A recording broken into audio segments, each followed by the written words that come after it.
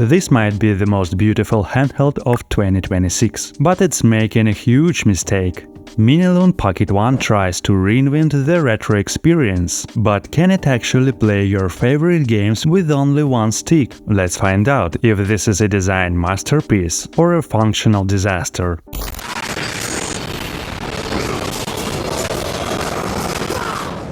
The console comes in this minimalist box, and it actually reminds me a bit of products from nothing. Everything has these transparent, glass-like elements. Inside there is an instruction leaflet. Then we have the console itself, which we'll unwrap in a minute. And at the bottom, there is a USB Type-A to USB Type-C charging cable, a pretty standard package for most consoles. Now let's take a look at the console itself. It's fairly heavy, which gives it a nice solid feel. On top, there is a transparent plastic decorative panel that attaches to the console with 4 magnets. The console is made of matte plastic that feels really nice to the touch. It actually reminds me of the Miniloong Pocket Air Mini.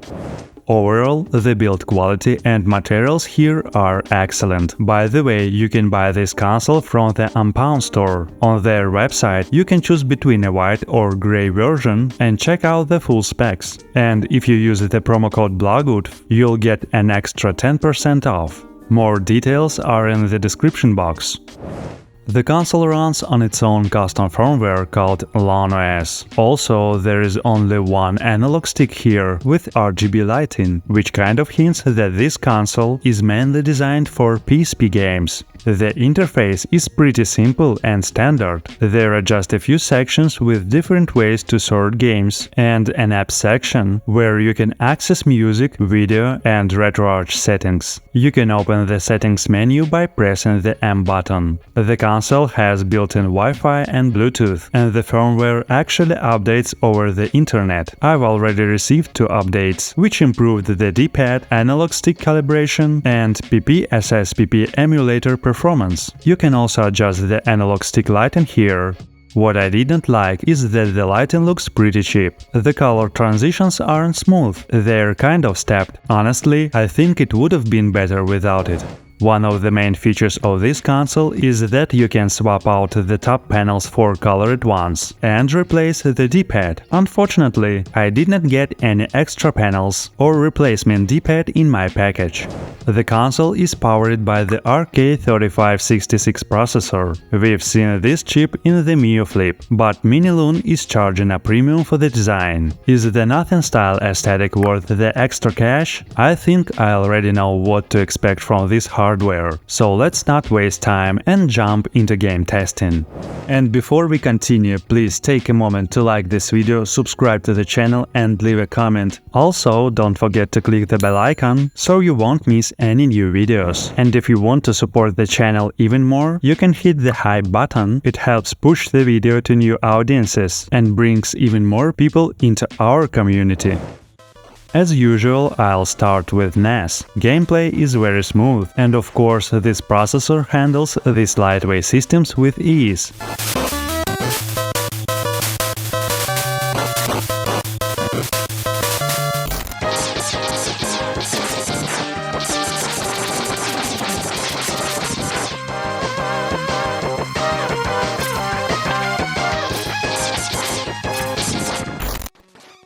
Game Boy works great as well. This console is actually perfect for these kinds of games, thanks to its large and bright screen.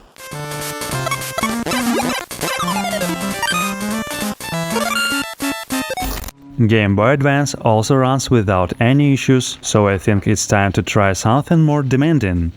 Nintendo DS is one of my favorite systems. There is a huge library of retro games, and everything runs smoothly here with no lag or stutter. It's very comfortable to play. You can switch between screens by pressing the analog stick. Nintendo 64 and PlayStation games are more demanding, but the console handles them pretty well too. The only issue I noticed was that pressing the M button exits the emulator instead of opening the menu in Nintendo 64, and save states don't load in PlayStation games. The firmware clearly still needs work and further bug fixes. PSP games are the more demanding for this console, and unfortunately this is where things aren't so smooth.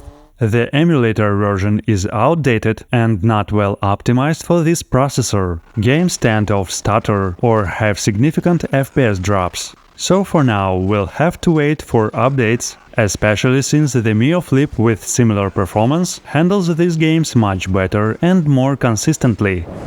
Based on these tests and my first impressions, here are the pros and cons. On the plus side, the console has excellent build quality, good materials and an interesting design. It features a fairly large and bright screen, and the controls are comfortable. Visually, it definitely stands out, and I really like how it looks. On the downside, the analog stick lighting is pretty poor, and having only one analog stick is a limitation. Having no second stick isn't just a quirky design choice.